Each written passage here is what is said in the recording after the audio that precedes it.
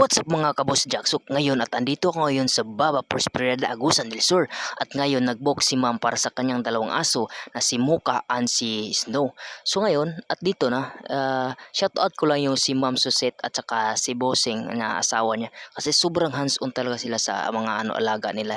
Kasi yan talaga yung baby nila, yung apat na aso. So bali guys, apat to sila pero dalawa lang yung pinapag-groom kasi yun lang kailangan dalawa. So ito pala si si Snow. Sobrang pogi to guys kasi first time na haircut to siya. So yun, pinipix ko lang yung niya, yung buhok kasi maiksi naman tinanggal ko lang yung mahabang buhok. At saka naman itong maitim, daw to, medyo matapang, mailap sa ibang tao kasi nangagat. Pero yun, sabi ko kaya yan sir, natin yan, lagyan lang ng busal. At saka yun pag natapos ko noon, pero talaga siya, medyo mailap sa ibang tao kasi parang hindi siya sanay sa labas.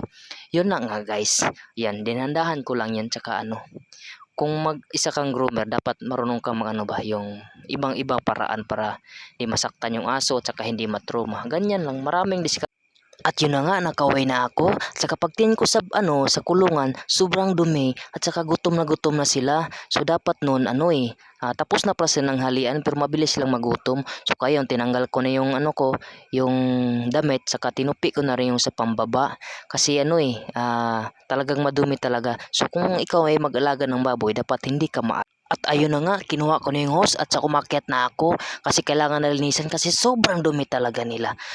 Ganon talaga guys, kung gusto mong masinso sa buhay, kailangan mo madiskarte, hindi yung pahiga-higa, patulog-tulog na walang ginagawa. At yun na nga, tapos ka agad diba? O yan, pinakain ko na sila kasi sobrang gutom na. Tsaka bukas, bibili naman ako ulit ng bukas pagkain kasi yung isang sako, so 50 kilos. Kung gusto mo mag-alaga ng baboy, dapat hands-on ka talaga sa mga alaga mo kasi hindi rin pwede na iasa mo sa iba kasi dapat hands-on ka talaga. So dapat kung mag-alaga ka ng baboy, hindi ka maarte, dapat alam mo yung mga ginagawa nung kailangan. So yan lang guys ang buhay sa probinsya, sobrang simple at sobrang pagod nga pero lang yan, worth it naman pagkatapos. Ayan nga, pinakain ko na yung lahat. Bali 3 nanay pala to, tsaka yung 8 biik. Hindi niya biik yan, for lechon na yan, di ba? Kung gusto kayo magbili ng for the lechon this coming 25 or this coming New Year, so punta lang kayo dito sa bahay, walang problema yan. O yan, nilinisan ko na, sobrang linis na yan, pwede na matulugan yan, di ba? So ang baboy talaga dapat umaga, tanghali at hapon kailangan mong linisan. O yan, dahil tapos na ako dito maglinis, ayun. At dahil tapos ko na ito linisan dito, ayun, naligo kay maho lagig baboy lagi. So dapat lagi kung mag-alaga ang baboy, hindi ka artigid. Dapat asar man ang baho pagkuha na makakwarta na di ba? Tsaka dito sa kabila ito yung pang-3 anay. So pinakastahan to kahapon sa kaya konti lang yung pinakain. Tsaka nilinisan ko rin yung dumi niya. So yan, tapos ng paglinis-linis at yan sobrang bilis di ba? Matik na yan, walang pamikos-mikos yan insan. At dahil tapos na ako maglinis, siyempre kailangan natin maligo di ba? Yan, pumasok na ako sa namin sa kubeta at yan, labas ka agad di ba? Walang 5 seconds tapos ka agad di ba? Sobrang laki pangiti niya kasi mabango na daw siya. Siyempre pagtapos natin, so tapos gamit at labahan ka agad para wala ka ng labahan kinabukasan. So ganyan lang diskarte para wala kang tambak, wala ka pang isipin di ba? So mikos-mikos yan, 5 minutes tapos agad di ba? Sampay ka agad yan. Mathematic yan si insan. Una pa yan sa first pastilan, basta si Boss Jack mo tirada, matik na.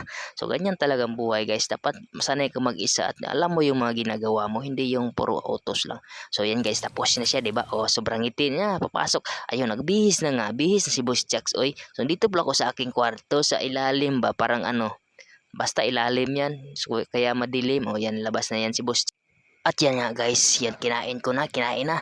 Yan, ukab ka rin at nilagay ko na yung yung kupiko blanca. Yan, nilagay ko na sa isang baso. Tsaka yung matik na yan, pag maya ukab na dahil na pastilan, bubuan dayo isa ka ininit nga isa ka galon, ade basta kuto-kutawon dahil nato dahil na aperting lami ay dahil na balan gidayon sa kalami ng kape ba. Di mo ko hilig kape gud pero kuan ba kanang pangpagana ra bitaw mo to, gawas dayon tanaw-tanaw sa palibot, perting lis nga aga sa ilong mo to. Pagkuan dahil na ako dayon, ingkod-ingkod dayon sa motor, marag pensyonado, relax kayo nya to at tanaw-tanaw dayon sa palibot.